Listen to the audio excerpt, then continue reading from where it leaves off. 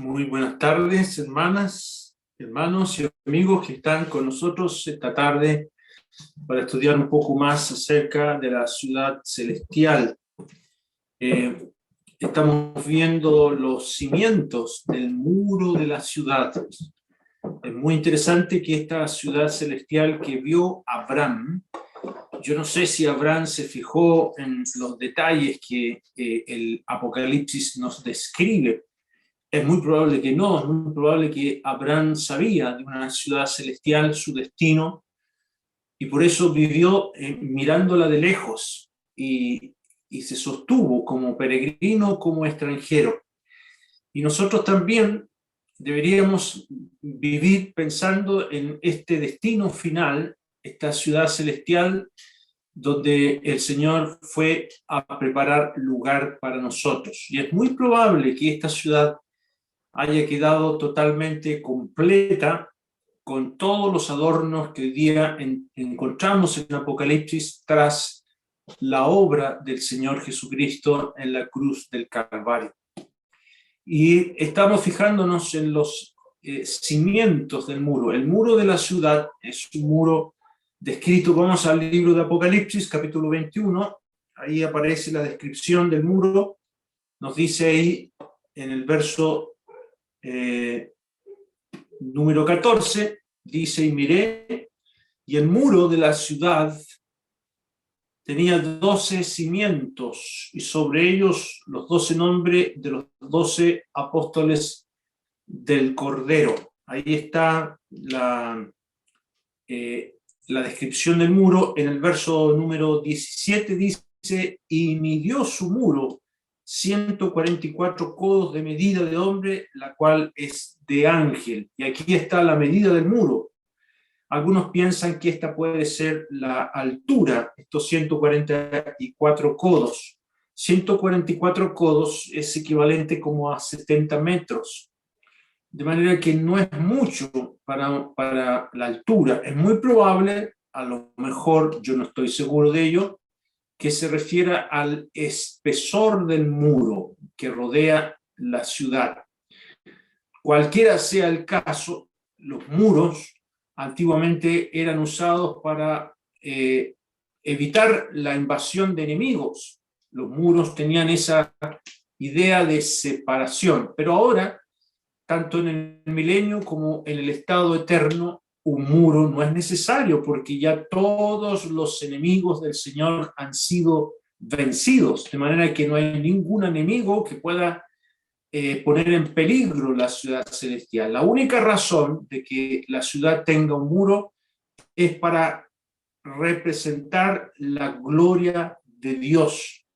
Como dice el versículo 11, teniendo la gloria de Dios, y su fulgor era semejante al de una piedra preciosísima, como piedra de jaspe, diáfana como el cristal.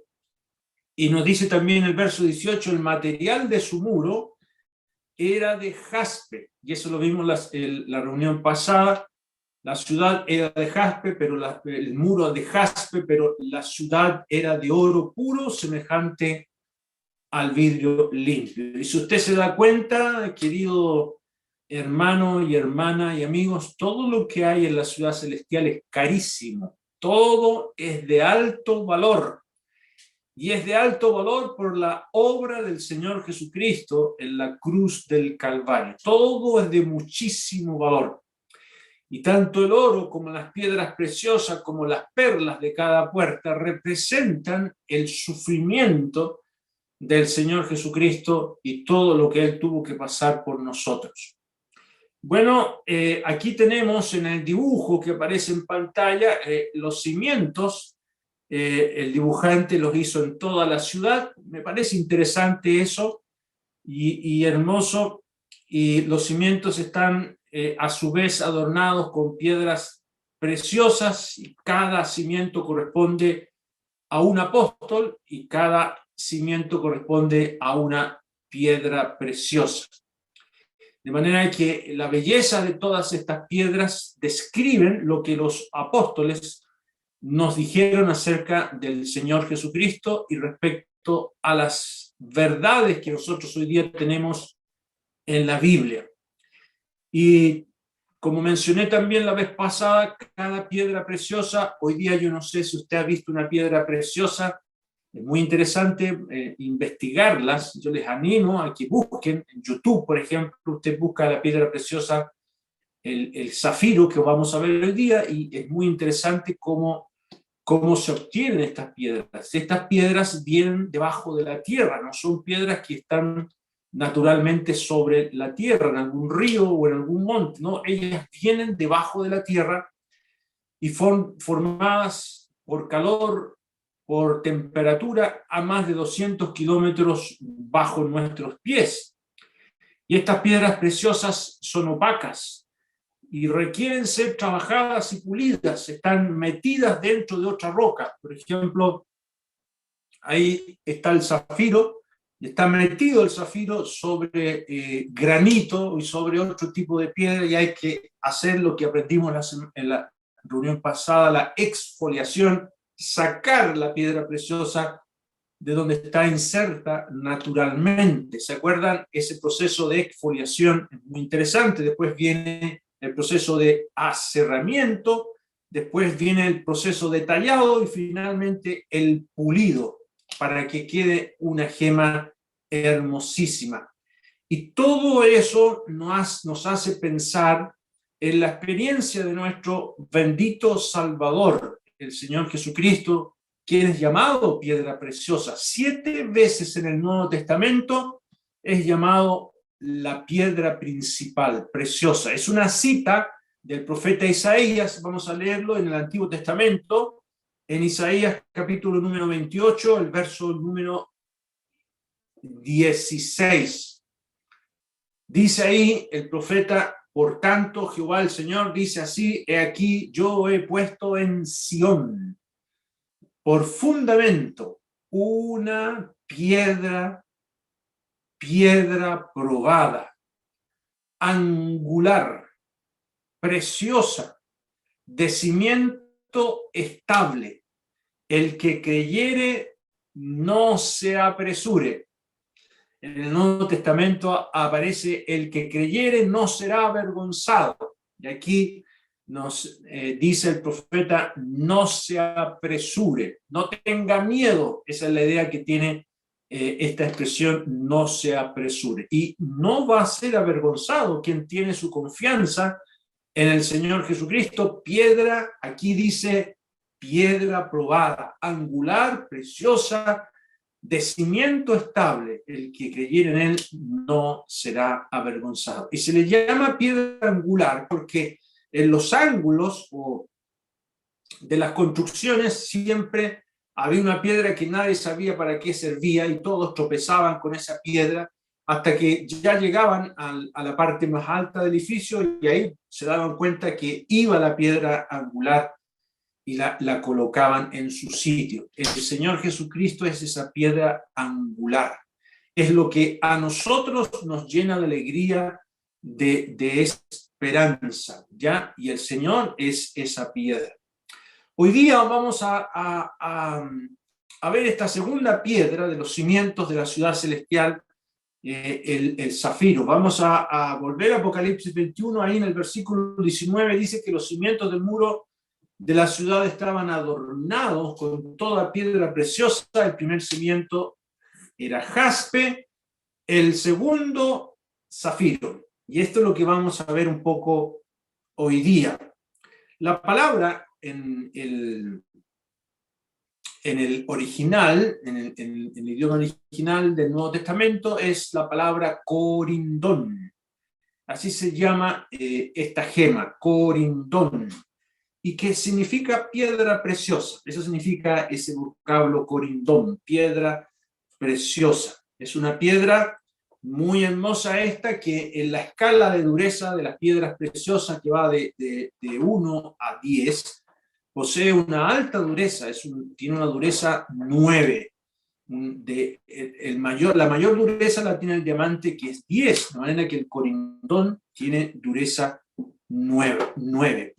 Y fíjese que si el corindón, dependiendo del metal que posea, es el color que tiene la piedra. Si el corindón tiene titanio y tiene hierro, es de color azul y se conoce como zafiro. Aquí está, ahí está en forma natural. El zafiro, se fija que es como una piedra, usted pasa por el lado y es muy probable que no le encuentre ninguna belleza, pero por dentro está el zafiro y se puede tallar y todos los procesos y termina como lo tenemos ahí, hermosísimo color azul. Y es porque tiene titanio y tiene hierro, por eso ese color tan hermoso azul.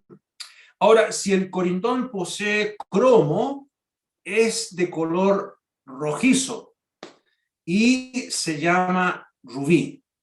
¿Ya? Ahí está el rubí. Miren qué hermoso es el rubí. A mí me ha fascinado estudiar estas piedras preciosas, los colores maravillosos.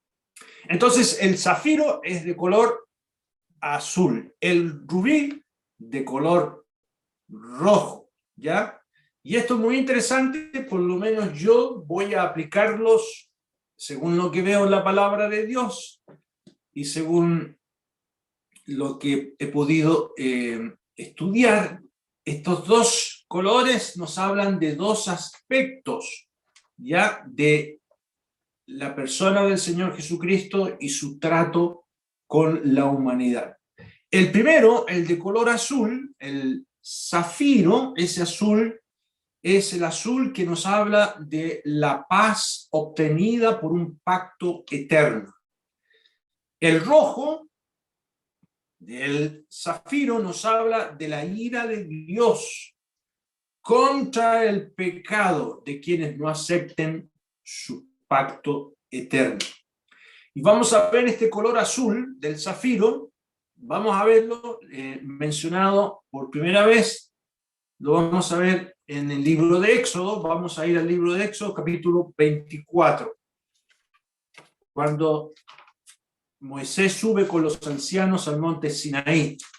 Ahí en Éxodo 24, el versículo número 8, dice: entonces Moisés tomó la sangre, esto es muy importante, este sacrificio, y roció sobre el pueblo, y dijo: he aquí la sangre del pacto que Jehová ha hecho con vosotros sobre todas estas cosas. Y subieron Moisés y Aarón y Nadab y Abiú y 70 de los ancianos de Israel, y vieron, miren qué hermoso, vieron al Dios de Israel. Evidentemente, a quien vieron es el Señor, porque a Dios no se le puede ver, Dios es invisible. ¿Quién es al que vieron? El Señor Jesucristo, el eterno Dios. Y dice, y vieron a Dios, al Dios de Israel, y había debajo de sus pies como un embaldosado de zafiro. Ahí está, zafiro, semejante al cielo cuando está sereno. Un embaldosado semejante al cielo como cuando está sereno. Yo no sé si usted ha contemplado el cielo cuando está sereno. Yo puse esta foto ahí buscando algo que represente el cielo después de una lluvia, cuando las nubes se abren y pasa la luz, etcétera, etcétera. Este embaldosado era de este color, un color azul, cuando el cielo está sereno. Y es muy interesante que aquí, en esa paz, en esa plenitud, Dios tiene comunión con el pueblo suyo ahí, con Moisés y sus acompañantes, y dice ahí que comen con Dios y beben y comen delante de Dios. En el verso número 11, dice, más no extendió su mano sobre los príncipes de los hijos de Israel y vieron a Dios y comieron y bebieron. Esta ceremonia es muy importante, ahí arriba en el monte de Sinaí. Esto es lo que Dios buscaba de su pueblo. Dios busca comunión con su pueblo.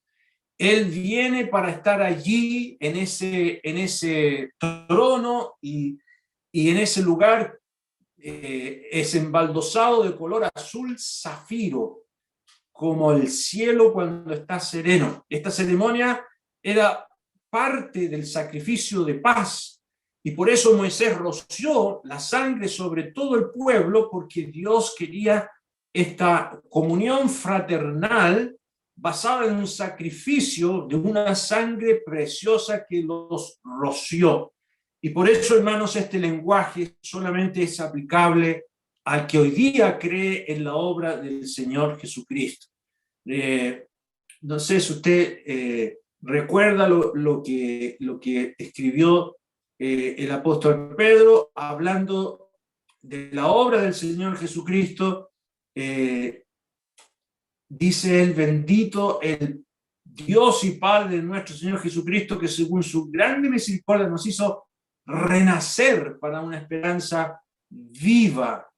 Y dice: elegido según la presciencia de Dios Padre, en santificación del Espíritu, para obedecer y ser rociados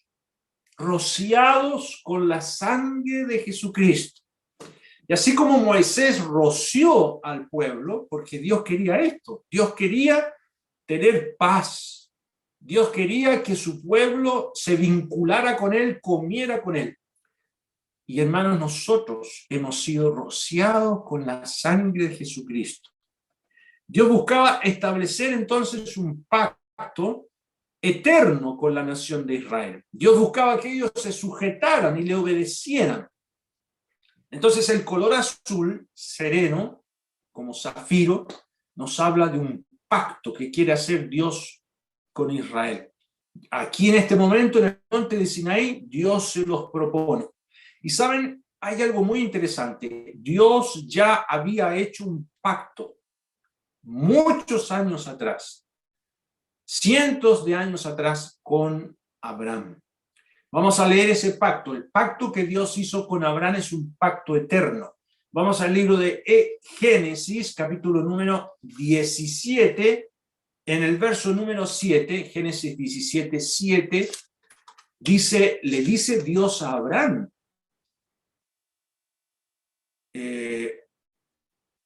en el versículo 5 dice: no se llamará más tu nombre Abraham, sino que será tu nombre Abraham. Dios le cambia su nombre, porque te he puesto por padre de muchedumbre de gente. Eso significa Abraham, padre de muchedumbre de gente. Y te multiplicaré en gran manera, y haré naciones de ti, y reyes saldrán de ti. Y hermanos, ¿saben quiénes son esos reyes que saldrán? Bueno, nosotros sabemos que viene todo un linaje de reyes en Israel, pero la Biblia llama a la iglesia un reino de sacerdotes, ¿ya? Reyes saldrán de ti.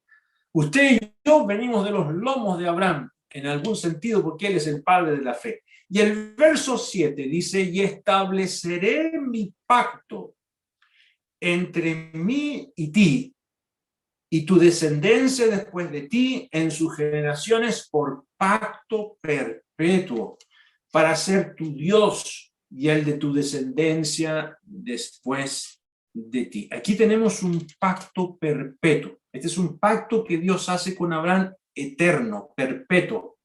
¿En qué consiste este pacto? Que tendría una descendencia, como lo leímos ahí en el verso número 5, porque te he puesto por padre de muchedumbre de gente.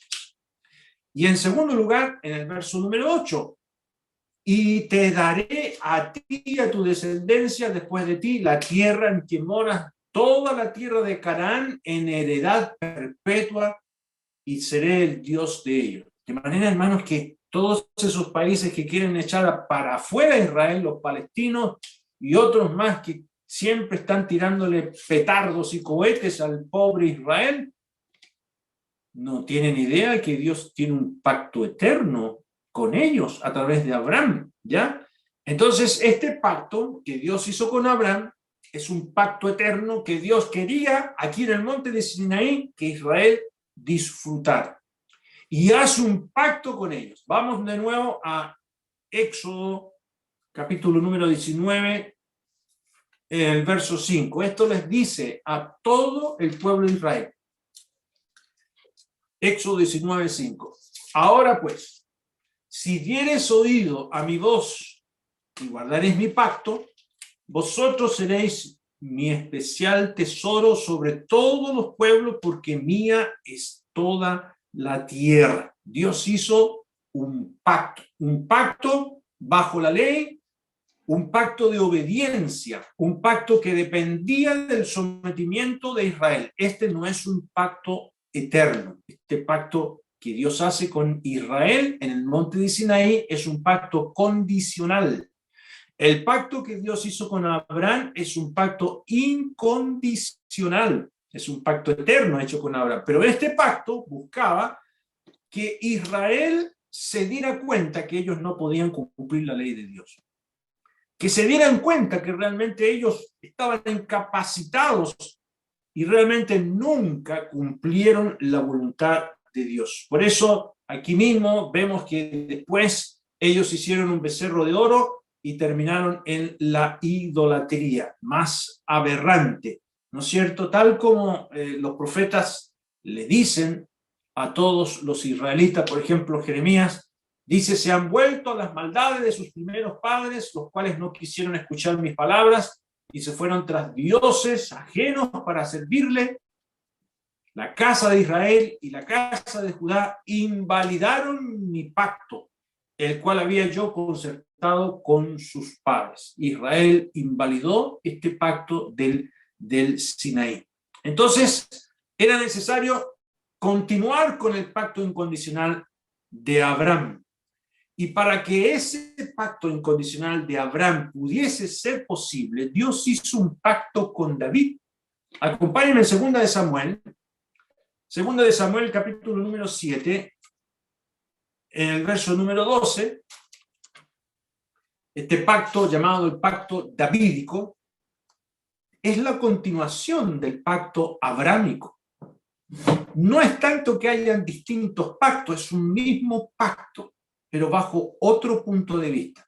Aquí, en 2 de Samuel, capítulo número 7, versículo número 12, Dios le dice a David, cuando tus días sean cumplidos y duermas con tus padres, yo levantaré después de ti a uno de tu linaje, el cual procederá de tus entrañas, y afirmaré su reino.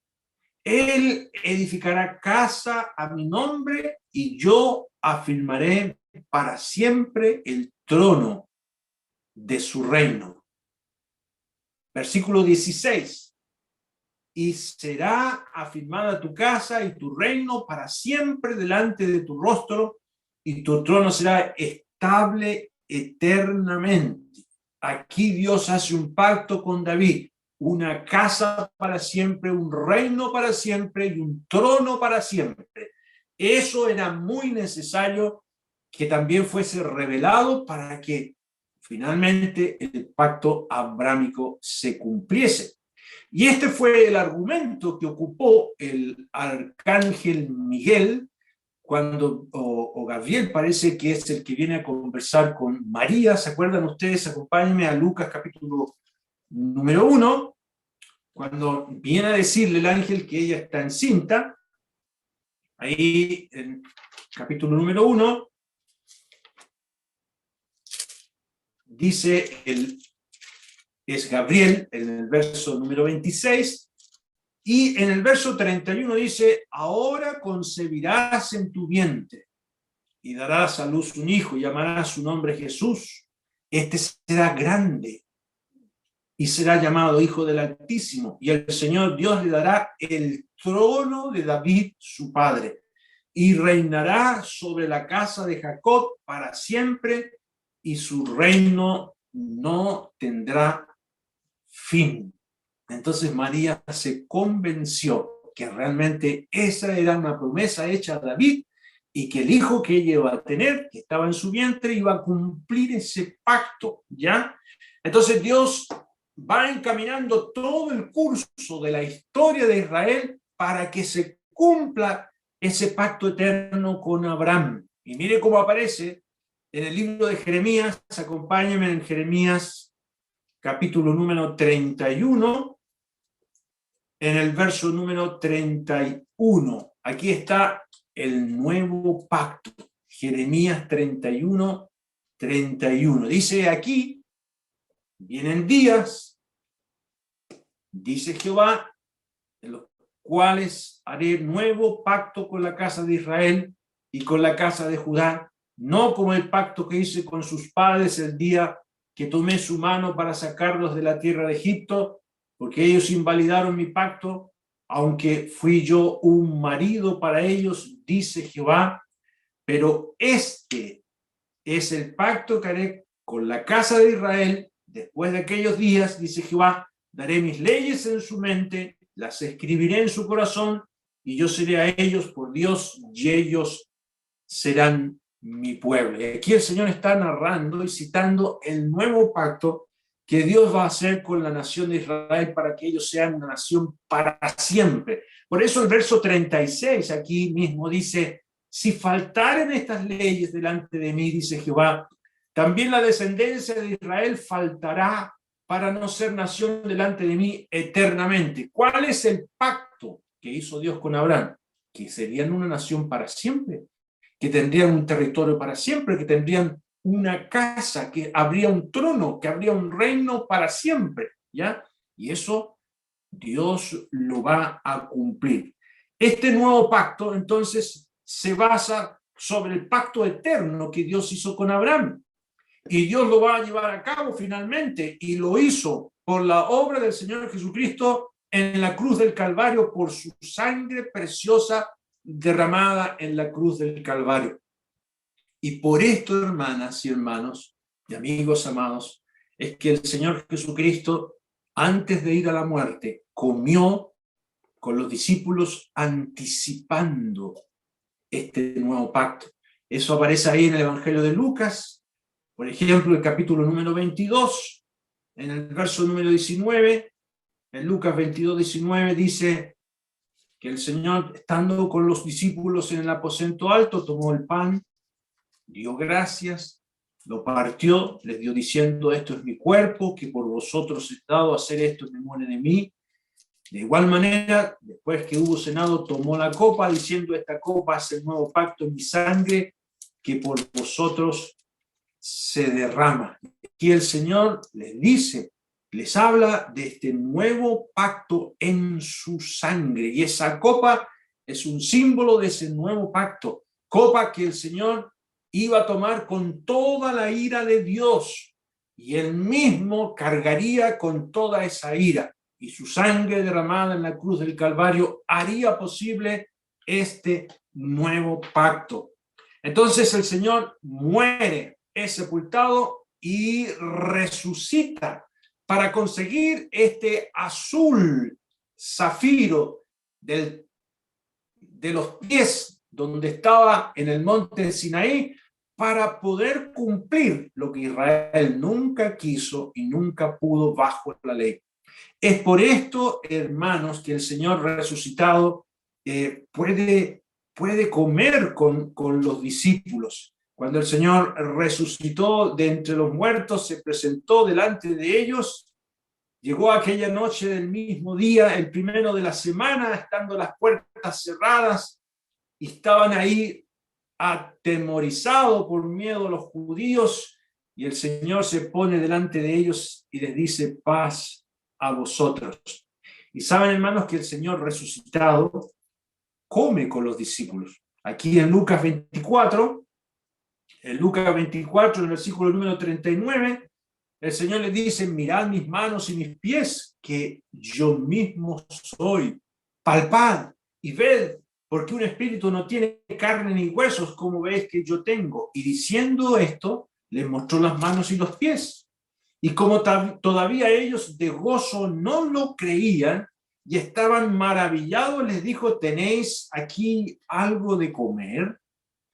Entonces le dieron parte de un pez asado y un panal de miel, y él lo tomó y comió delante de ellos. Miren, hermanos, lo que hace el Señor come. ¿Por qué el Señor come? Porque el Señor está repitiendo lo que quedó frustrado en el Sinaí, lo que Israel nunca pudo llevar a cabo. Aquí el Señor está, podríamos decir, sobre este embaldosado de zafiro azul, porque Él ha hecho posible este pacto eterno, y el Señor come con sus discípulos, un símbolo de paz, un símbolo de completa paz. Ahora, hermanas y hermanos, pero también dijimos que el corindón no solamente es azul, zafiro, sino que también es rojo, ¿no es cierto? Y el rojo se llama rubí, ¿ya? Y es así que eso nos habla de la ira de Dios. Por un lado está el azul, que nos habla de la paz celestial que ha conseguido Cristo con el nuevo pacto consumado por su sangre, pero por otro lado está el rojo rubí de la ira de Dios. Fue así como lo vio Ezequiel. Acompáñame a Ezequiel capítulo número 1. Bueno, toda la profecía de Ezequiel es sorprendente. Cuando uno lee el capítulo número 1 aparecen cosas que uno no entiende. Y ahí en el versículo número 26, también Ezequiel ve a seres vivientes, ve a unas ruedas que tienen ruedas por dentro y giran y avanzan en una misma dirección y tienen ojos. Es sorprendente todo. Ahí en el capítulo 1, por ejemplo, en el versículo leamos el verso número 10, dice, y el aspecto de sus caras era cara de hombre, cara de león, ahí está hablando de los seres vivientes, ya, etcétera, etcétera, y nos dice también en el verso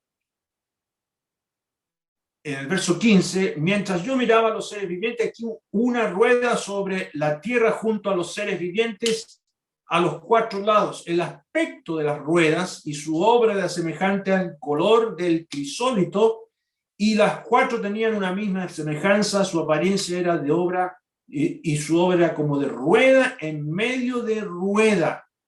Y cuando andaban, se movían hacia sus cuatro costados, no se volvían cuando andaban. Realmente yo no entiendo. ¿Cómo es posible que una rueda ande y no retroceda? Es muy probable que esto de rueda represente a alguna criatura angelical que Ezequiel contempló, y él la describe como una rueda. Yo tengo un dibujo aquí, ahí no sé si usted lo alcanza a ver, pero hay muchos dibujos que tratan de poder explicarse lo que vio Ezequiel. Ezequiel vio esas ruedas, ¿no es cierto?, con ojos que nos hablan de alguna creación de ángeles que están observando todo lo que Dios le está mostrando a Ezequiel. Y todo ahí es de color rubí, ¿ya? Nos dice en el verso 26, dice, y sobre la expansión que había sobre sus cabezas se veía la figura de un trono que parecía de piedra de zafiro o rubí. Y sobre la figura del trono había una semejanza que parecía de hombre sentado sobre él. Y aquí, queridos amigos y queridos hermanos, lo que Ezequiel ve es lo mismo que ve Juan en el Apocalipsis. Es al Señor Jesucristo en su ira contra el pecado.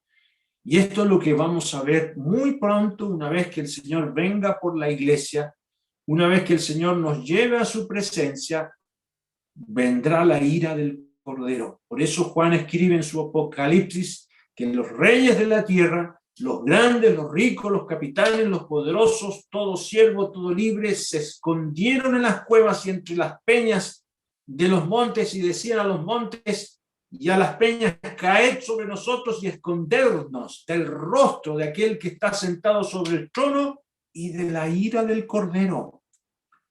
Y uno queda sorprendido al ver en el Apocalipsis la ira del Cordero. Casi siempre la gente dibuja, cuando yo me subía a las antiguas micros ahí en Santiago, detrás del chofer había un Cristo, ¿no es cierto?, hermosísimo, con una carita tierna, etc. Pero el Señor no va a venir así. El Señor va a venir en su ira. Y esto es lo que ve el trono color zafiro, rubí, la ira de Dios. Pero tenemos buenas noticias. No solamente queremos hablar de la ira de Dios, no solamente ese color azulado de el zafiro, de un pacto eterno. También queremos decir que Dios ha hecho todo lo posible para poder tener comunión con el hombre y con la mujer caída y llevarnos a Él. Y es muy interesante que la piedra de zafiro estaba también en el pecho del sumo sacerdote. En la segunda hilera, en la sexta piedra, era precisamente el zafiro. Acompáñenme ahí en Éxodo, capítulo 28, cuando se describe al sumo sacerdote con todas sus vestiduras. Habla del pectoral y dice en el verso número 18, la segunda hilera, una esmeralda, la esmeralda es color verde, un zafiro y un diamante. Aquí está el zafiro, es muy probable que sea el de color azul y correspondía, sabe usted, que el nombre que iba sobre esta piedra era la tribu de Dan. En cada piedra va escrito uno de los nombres de las 12 tribus de Israel. Y esta piedra, el zafiro, llevaba el nombre de la tribu de Dan. Y Dan, en el hebreo, significa él juzgó. Eso significa. Y es muy interesante esto, porque Dios estaba avisando que habría alguien que no solamente sería un rey, sino que un sacrificio, a quien Dios juzgaría por el pecador. Para que Dios entrara en su reposo, para que hubiese paz, porque no es posible obtenerla mediante nuestras obras y por ninguna cosa que nosotros podamos hacer, sino por la sangre del Señor Jesucristo. Por eso dice Pablo en la carta a los Colosenses, anulando el acta de decretos que había contra nosotros, que nos era contraria, quitándola de medio y clavándola en la cruz. Y de esa manera poder hacer la paz que nosotros no poseemos. Él juzgó, eso significa Dan. Y eso nos trae a nosotros, para cada uno de los creyentes, la reconciliación, reconciliar consigo todas las cosas, las que están en los cielos, las que están en la tierra, haciendo la paz mediante la sangre de su cruz. Y a vosotros también, que erais en otro tiempo extraños y enemigos en vuestra mente, haciendo malas obras, os ha reconciliado en su cuerpo de carne por medio de la muerte, para presentaros santos y sin mancha e irreprensibles delante de Él. Mire lo que ha hecho nuestro bendito Salvador. Dios lo juzgó a Él. Dios cargó sobre su amado Hijo lo que nosotros merecemos. El trono de Dios, podemos decir entonces, hoy día es un trono vindicado por el sacrificio de Jesucristo. Ahora Él está sobre el azul zafiro y sereno de paz. Por eso en el Apocalipsis Juan nos describe el trono de Dios sobre un mar de vidrio. Y esa expresión posiblemente se refiera al sereno color azulado del corindón color azul, el zafiro.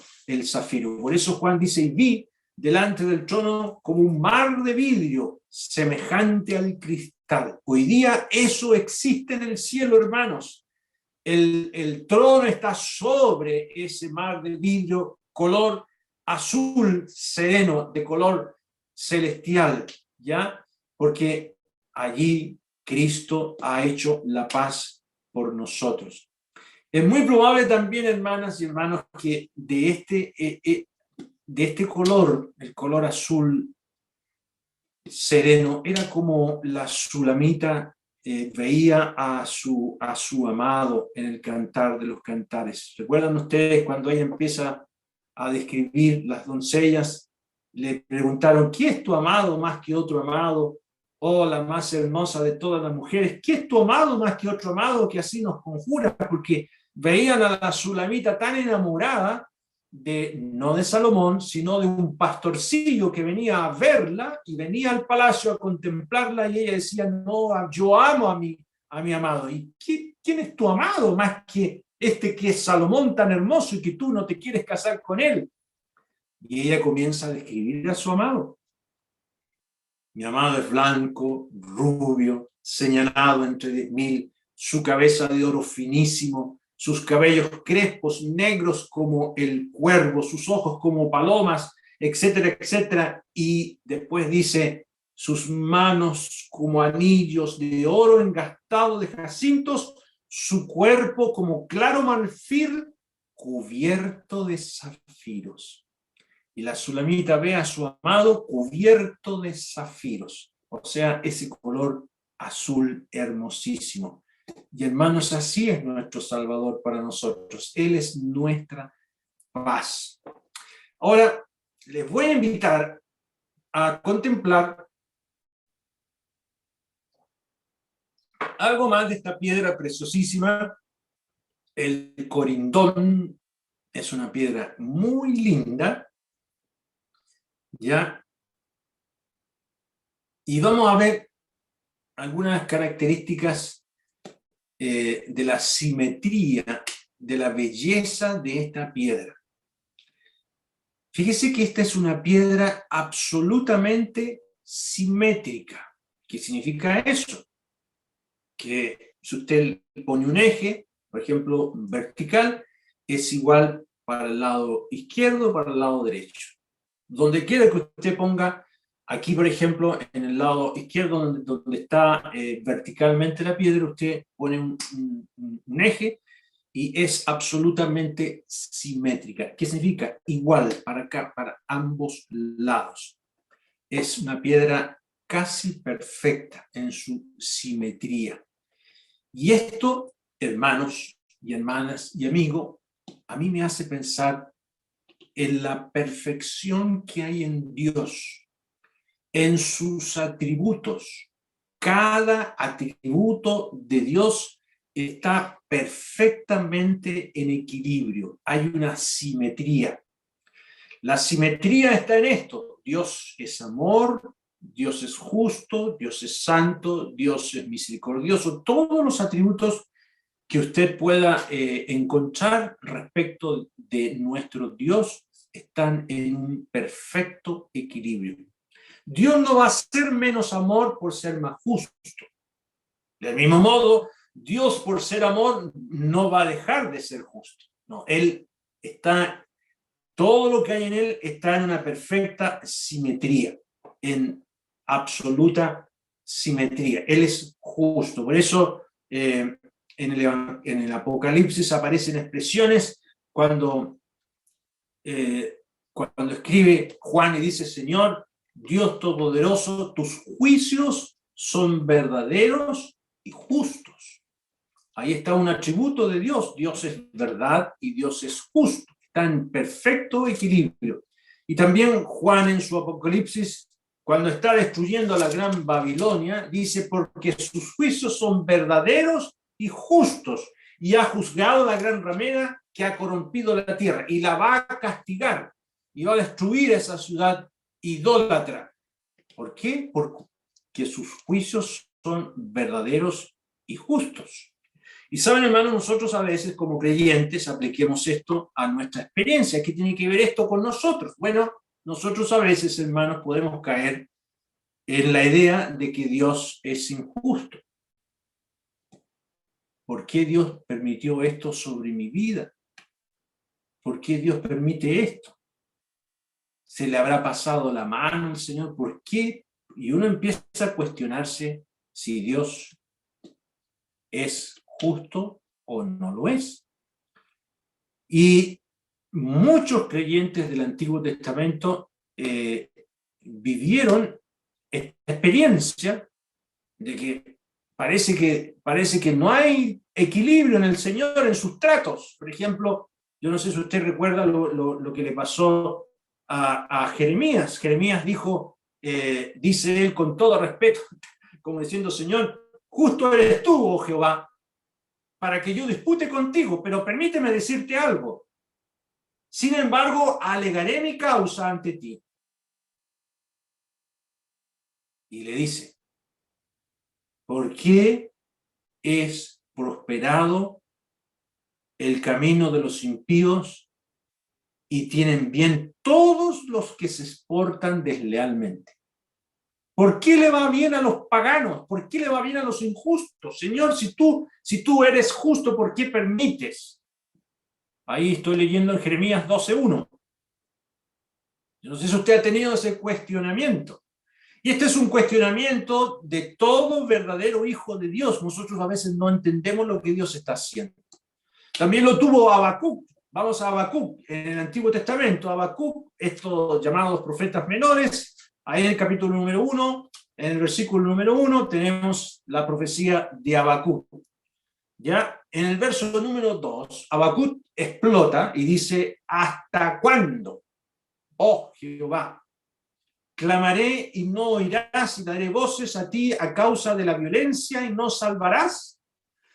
¿Por qué me haces ver iniquidad y haces que vea molestias, destrucción, violencia?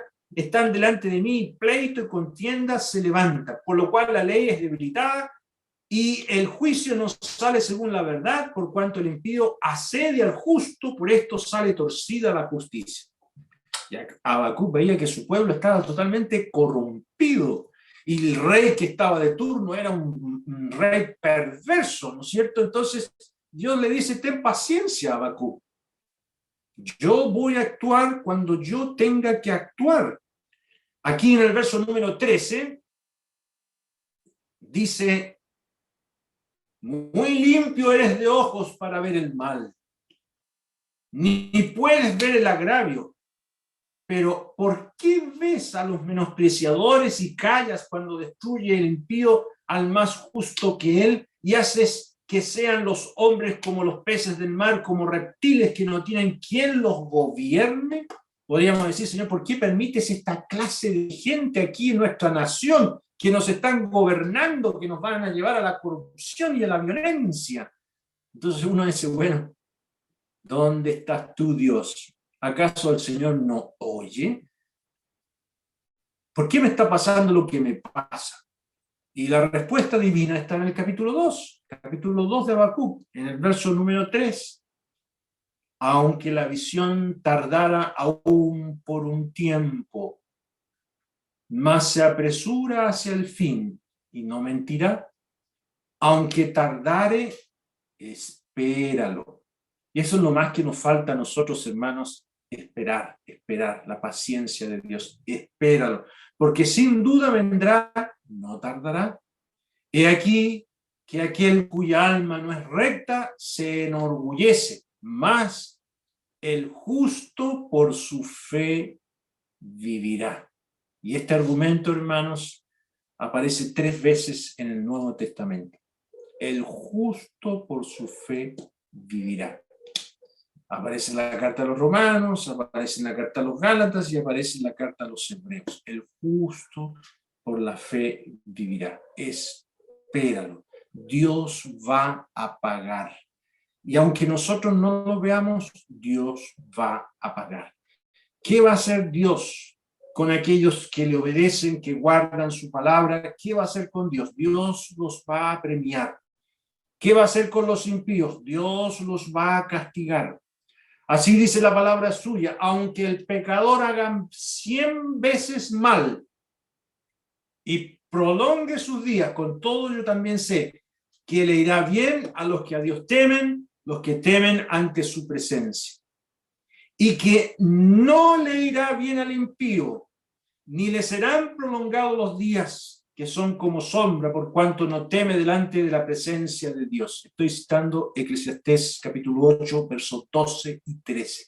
Ahí Dios promete que va a bendecir al que es justo, al que le obedece, al que teme a su palabra, y al impío Dios lo alcanzará, tarde o temprano. Recuerde esta simetría de la piedra de zafiro, es absolutamente simétrica. Nunca pensemos que en Dios existe imperfección. Dios es justo, santo, misericordioso, poderoso, amable, bondadoso, etcétera, etcétera, y todo eso está en su perfecta simetría, exactamente donde debe estar. Y nosotros debemos confiar en que Dios hará su voluntad, y sus tratos siempre están llenos de perfección. Me gusta mucho como lo dice Moisés. Moisés lo dice así: Él es la roca cuya obra es perfecta, porque todos sus caminos son rectitud. Dios de verdad y sin ninguna iniquidad en él. Él es justo y recto. Eso aparece en Deuteronomio 32:4. Qué hermosa descripción de quién es nuestro Dios. Qué hermoso, hermanos. Todo esto lo podemos aprender de este detalle tan hermoso de la simetría del zafiro, ¿ya? Ahora, hay otra característica que quiero mencionar rápidamente del zafiro. Aquí está el rubí de color rojo, ¿no es cierto? Otra característica que tiene el rubí o el zafiro es que es una piedra absolutamente estable. ¿Qué significa eso? Que no cambia.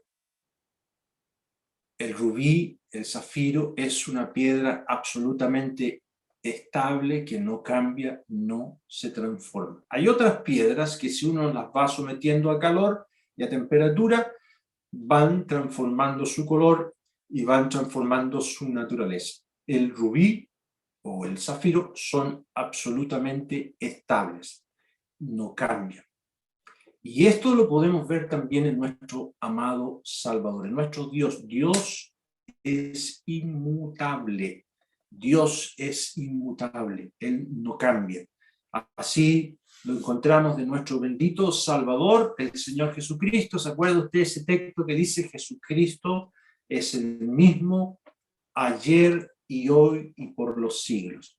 ¿Por qué aparece eso en el libro de Hebreos? Aparece en el libro de Hebreos, capítulo 13, versículo 8. ¿Por qué el escritor, inspirado por el Espíritu Santo, dice que Jesucristo es el mismo ayer, hoy y por los siglos? Porque el trato que Dios ha tenido con la nación de Israel no va a cambiar. Él va a cumplir su pacto. Recuerden que estudiamos el pacto eterno.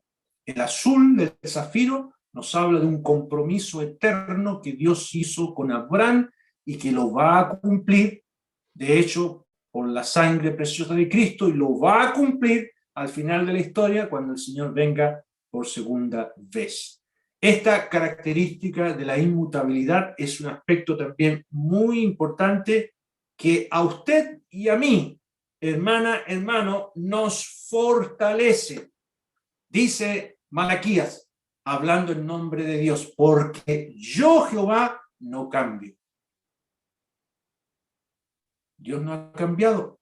Dios se comprometió con algo, lo va a cumplir. Y nosotros podemos estar seguros, hermanos, que Él cumplirá su palabra. Dios es inmutable, absolutamente justo. Su amor, su fidelidad por la nación de Israel no va a cambiar. Lo mismo para nosotros. Si Dios prometió eternamente una nación en la tierra llamada Jerusalén, y que Dios va a gobernar sobre ellos, Dios lo va a cumplir. Y su amor no ha cambiado para ellos. De la misma manera, hermanos, y en un sentido mucho más grande para nosotros que somos su iglesia, el apóstol Pablo dice: ¿quién acusará a los escogidos de Dios? Dios es el que justifica. ¿Quién es el que condenará? Cristo es el que murió, más aún el que también resucitó, el que además está a la diestra de Dios, el que también intercede por nosotros. ¿Quién nos separará del amor de Cristo? Tribulación, angustia, persecución, hambre o desnudez o espada? Y responde el apóstol Pablo, como está escrito, por causa de ti somos muertos todo el tiempo, somos contados como ovejas de matadero, y por lo cual estoy seguro, dice Pablo, estoy seguro de que ni la muerte, ni la vida, ni ángeles, ni principados, ni potestades, ni lo presente, ni lo porvenir, ni lo alto, ni lo profundo, ni ninguna otra cosa creada nos podrá separar del amor de Dios que es en Cristo Jesús, Señor nuestro. Sí, hermanas, no va a cambiar. Dios no cambia. Él es estable, Él es perfecto y nosotros podemos tener absoluta confianza. Él es fiel y su amor no depende de nosotros.